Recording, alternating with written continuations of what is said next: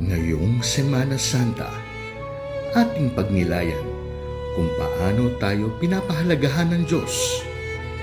Itanong natin sa ating mga sarili kung sino tayo sa harap ng Panginoon.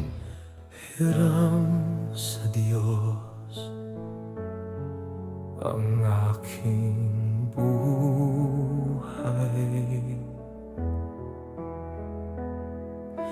Ikaw at ako'y tanging handog lamang. Di ko ninais na ako'y isilang, ngunit salamat dahil may buhay.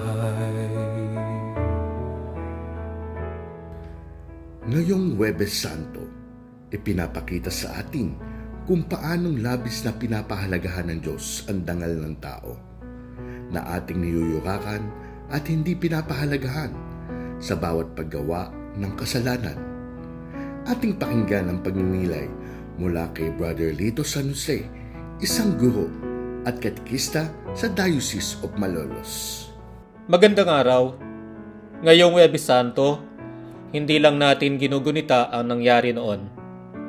Hinaharap natin kung sino tayo ngayon. Sa gabing ito, susundan natin si Jesus hindi lang sa kanyang ginawa, kundi sa kanyang ginawa para sa atin. At tatahakin natin ang 3 hakbang. Una, ang pagkawala ng dangal ng tao. Yung mga sandali kung kailan nakakalimutan natin kung sino tayo. At nagsisimula tayong maniwala sa mga maling boses. Ikalawa, ang ganap na pakikisama ni Kristo sa ating kahinaan. Hindi siya nanatili sa malayo. Pinasok niya ang buong karanasan ng pagiging tao. At ikatlo, ang pagpapanumbalik ng dangal sa pamamagitan ng kanyang pag-ibig. Hindi niya tayo iniwan sa ating pagkasira. Ibinabalik niya tayo. Dahil kung hindi natin mauunawaan ang mga ito, madali nating makakalimutan kung sino tayo at kung gaano tayo kahalaga sa Diyos. At dito nagsisimula ang tanong. May sandali sa buhay na tinatanong natin, sino ako? Ano ang halaga ko? At nagiging mahirap itong sagutin, lalo na kapag pakiramdam mo wala ka pang naibibigay. Kapag nawala ang papel mo sa buhay. Kapag paulit-ulit kang na-reject. Kapag hindi ka pinili, hindi pinaniniwalaan. Unti-unti may bumubulong. May halaga pa ba ako? At dito natin kailangang itama ang isang maling paniniwala.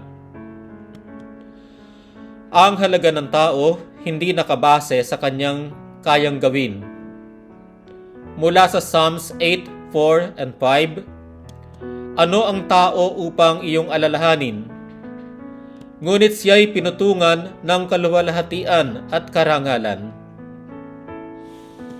According to the Catechism of the Catholic Church, paragraph 356, ang tao ay minahal ng Diyos para sa kanyang sarili. Ibig sabihin, kahit wala kang maipakita, may halaga ka na.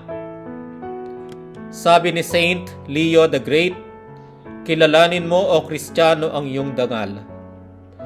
Hindi ito nawawala. Maaaring natatakban lamang. At doon nagsisimula ang unang hakbang, ang pagkawala ng dangal. Sa buhay ko, tinawag ako sa pagkapari. Halos 10 taon akong naghanda sa loob ng seminaryo. Pero sa huli, hindi ako pinili.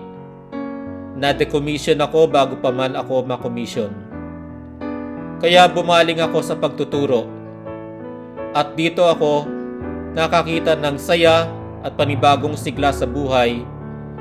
Nakita ko kung sino ako at para saan ako. Hindi lang yun trabaho. Iyon ang naging pinakamalakas kong kakayahan. Doon ako malinaw magsalita. Doon buo ang daloy ng isip ko. Doon ako buhay. Pero dumating ang panahon, humina ang katawan ko. At kasabay ng paghina ng katawan, parang unti-unti ring humina rin ang isip ko. Nawala ang bilis ng pag-iisip. Nawala ang linaw ng salita. May gusto akong sabihin, pero hindi ko ito mabuo. May ideya sa loob ko, pero hindi ko mailabas. At mas masakit, nangyayari ito habang nagtuturo ako. Nasa harap ako ng klase, nakatingin ang mga estudyante, at bigla akong titigil. Hindi dahil wala akong alam, kundi dahil hindi ko mahanap ang salita. Nadidiskaril ang daloy ng isip ko, napuputol ang sinasabi ko, nauutal ang pananalita ko. At alam ko, napapansin nila. At doon nagsimulang pumasok ang hiya at mga pamumuna. Tinawag akong unprofessional at bandang huli ay hiningi na ang aking resignation. At doon ko naranasan hindi lang pagkawala ng kakayahan, kundi yung pagkawala ng sarili. Dahil kung ang boses mo ang nawala, parang ikaw mismo ang nawala. Pero hindi ko kayang bitawan. Kaya sa kahinaan ko ngayon, ginagamit ko ang limitadong tinig ko para ipahayag ang salita ng Diyos sa kahit paanong paraan. Mula sa 2 Corinthians chapter 12 verse 9, sapat sa iyo ang aking biyaya, sapagkat sa kahinaan ay nagiging ganap ang aking kapangyarihan. At dito malinaw, ang laban ay hindi lang sa labas, kundi nasa kalooban. Mula sa Romans 7:19, hindi ko ginagawa ang mabuti na nais ko. At sa gitna ng laban na yon, may isang eksena. Si Jesus lumuluhod sa harap mo. Mula sa John 13:4-5, hinugasan niya ang mga paa ng kanyang mga alagad. Ang Diyos ay lumuhod. According to the Catechism of the Catholic Church, paragraph 468, ang anak ng Diyos ay nakipag-isa sa bawat tao. Hindi ito panlabas na pakikisama. Ganap ito. Mula sa John 1:14, and the Word became flesh. Pinili niyang maranasan ng lahat. Pagod, sakit, lungkot, takot. Mula sa Hebrews 4:15, tayo'y mga punong pari na marunong makiramay sa ating kahinaan. Sabi ni Saint Irenaeus, ang kaluwalhatian ng Diyos ay ang taong ganap na nabubuhay. Ibig sabihin, hindi niya tinanggihan ang pagiging tao. Binigyang dangal niya ito.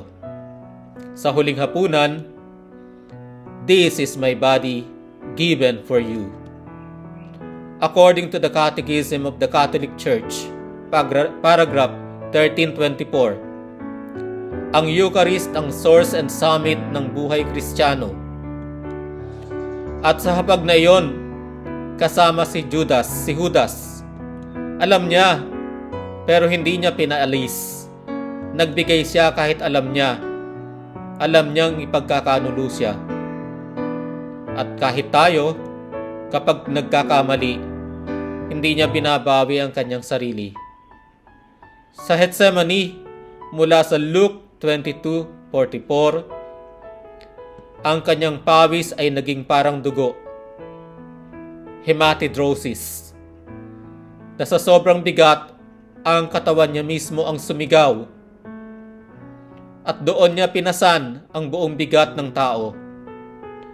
Mula sa 1 Peter 1:18-19, tinubos ka hindi ng pilak o ginto, kundi ng dugo ni Kristo.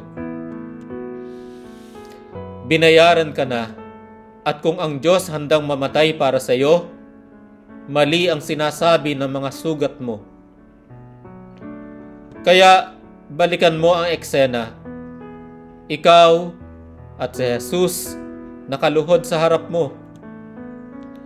Hindi para husgahan ka, kundi para ibalik ka. At matapos niyang hugasan ang iyong mga paa, itatayo ka niya muli at sasabihin niya, hindi ka naalipin, kundi kaibigan ko. Your dignity has been restored. kundi ako umibig, kundi ko man binigyang halaga ang buhay kong handog, ang buhay kong hiram sa Diyos, kundi ako nagmamahal